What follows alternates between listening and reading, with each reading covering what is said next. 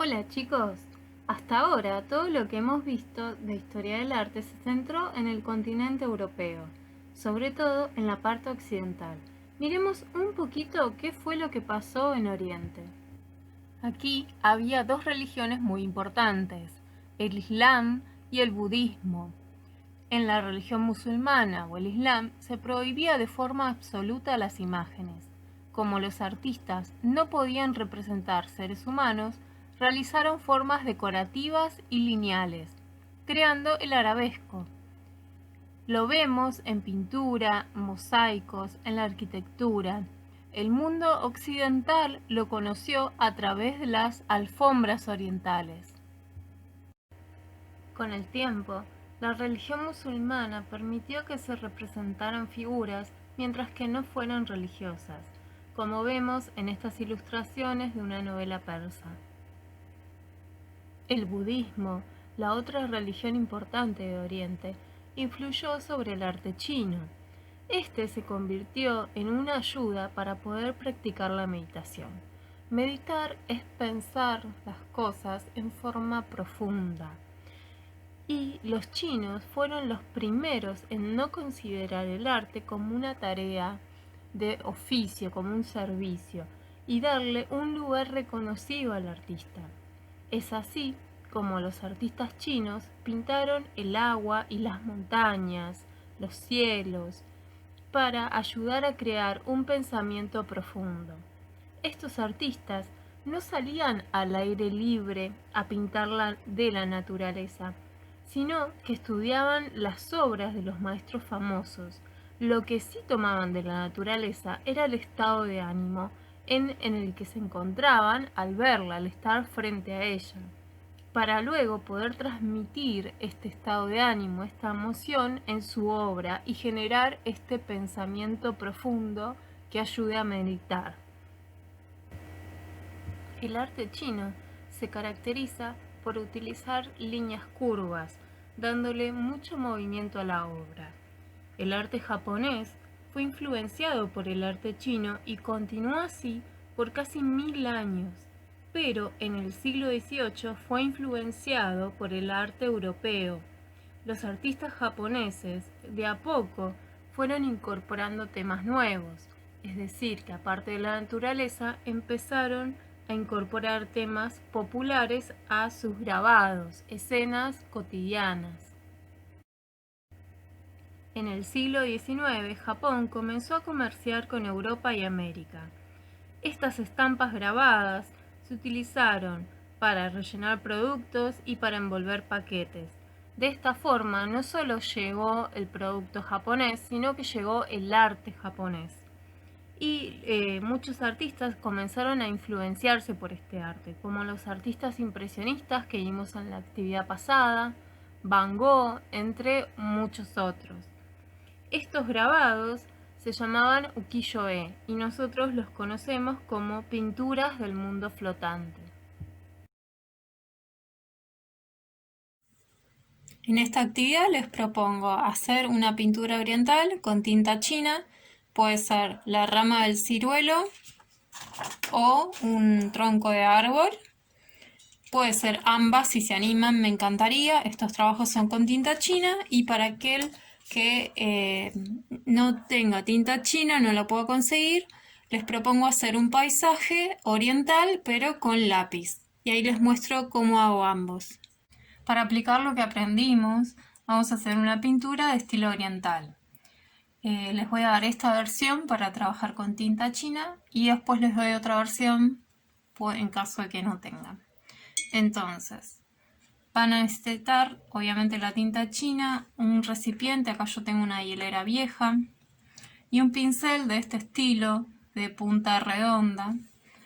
Acá tengo un recipiente con agua para limpiar el pincel, un trapito o una servilleta. Y primero lo que voy a hacer es mojar el pincel en agua, ¿sí? Que esté bien humedecido, y solo voy a mojar la punta del pincel en esta tinta que es pura, ¿sí? Y voy a hacer este movimiento. Voy a apoyar y voy a deslizar de a poco. Este trazo se llama un trazo lleno, ¿sí? Ven que ocupó todo lo que yo apoyé. Y que por ahí lo vemos que de este lado está más oscuro, ¿sí? Porque solo la punta del pincel tenía la tinta bien pura. Y después lo que voy a hacer es limpiar el pincel. Lo voy a secar bien acá en el trapito, mejor que pueda. Voy a cargar tinta pura, ¿sí? Y voy a hacer esto. Este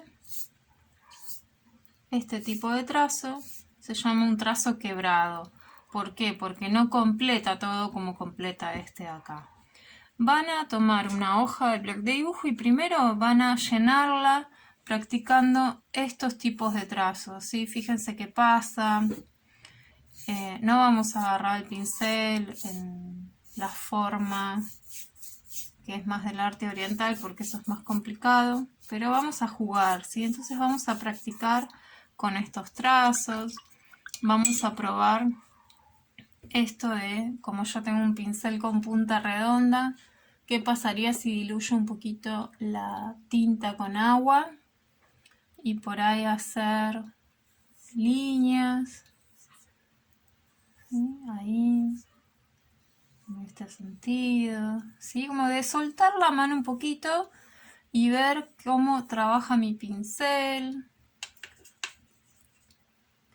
cómo me puedo acostumbrar a los trazos de la tinta, ¿sí? Esto del trazo lleno, el trazo quebrado. Y una vez que practico, vamos a hacer el dibujo. Para eso van a necesitar otra hoja del blog.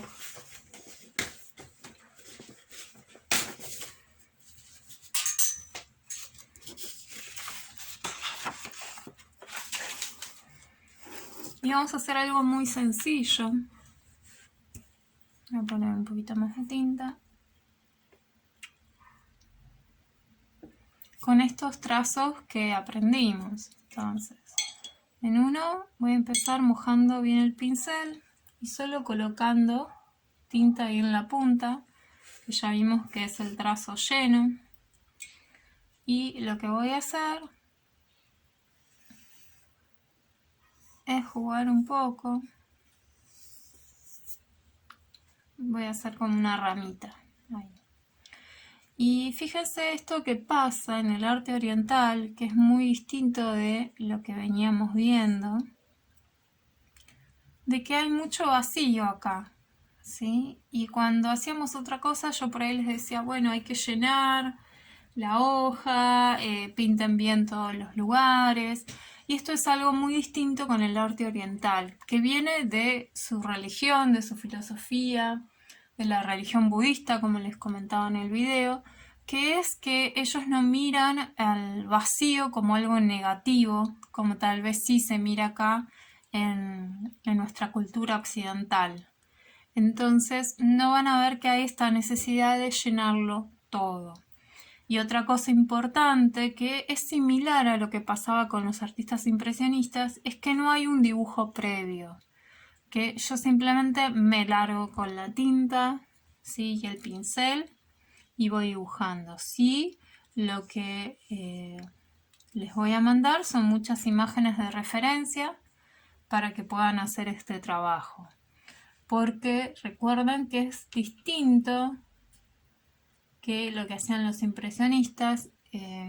Estos artistas no salen a copiar de la naturaleza, sino que van copiando la obra de otros maestros.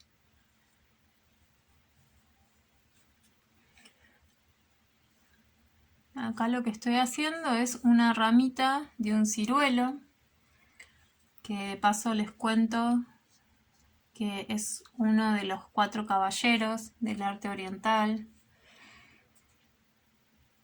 El ciruelo tiene que ver con el invierno, con la fuerza. Y bueno, es una rama bastante como un poco torcida.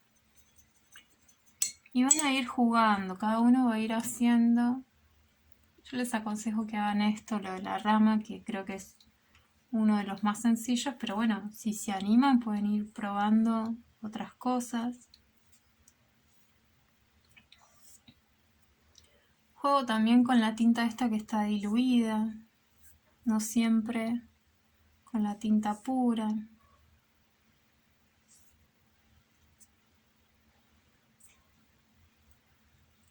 Cuando necesito pongo el pincel así más de punta para hacer trazos más finitos. Y en esta parte cuando lo hice fue el trazo lleno, que tenía el pincel acostadito, ¿sí? Y en algún lado, si seco bien el pincel, podría hacer algún trazo quebrado. Tal vez acá, como para generar un poco de textura. La rama, ahí.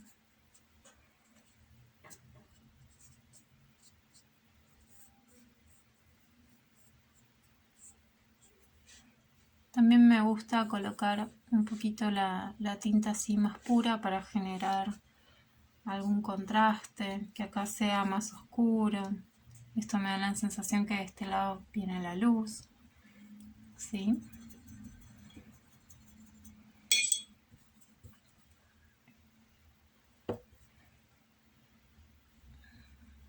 Acá le puedo marcar como algún retoño o algo. Ahí.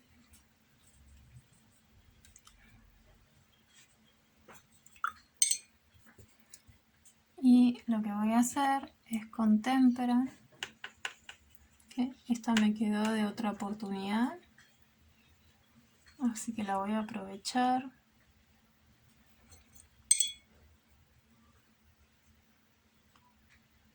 Y voy a hacer algunas florcitas. La pintura oriental empezó siendo monocromática, es decir, con un solo color, de esta forma. Pero después fue agregando color. Y esto que yo le estoy mostrando acá, le voy a agregar un poquito de color para hacerle algunas florcitas. Que son manchitas básicamente, no es como tampoco el Renacimiento que se estudiaba bien la forma, que se hacía todo tal cual se veía, es más bien un gesto, una impresión. Yo creo que está muy ligado al arte impresionista.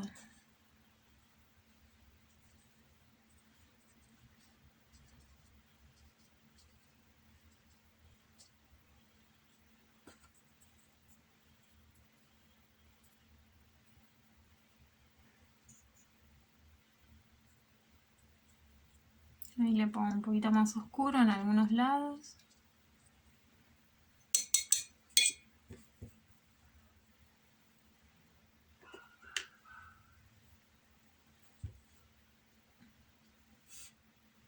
Le pongo un poquito de negro para representar en algunas nada más la parte donde engancha con el árbol.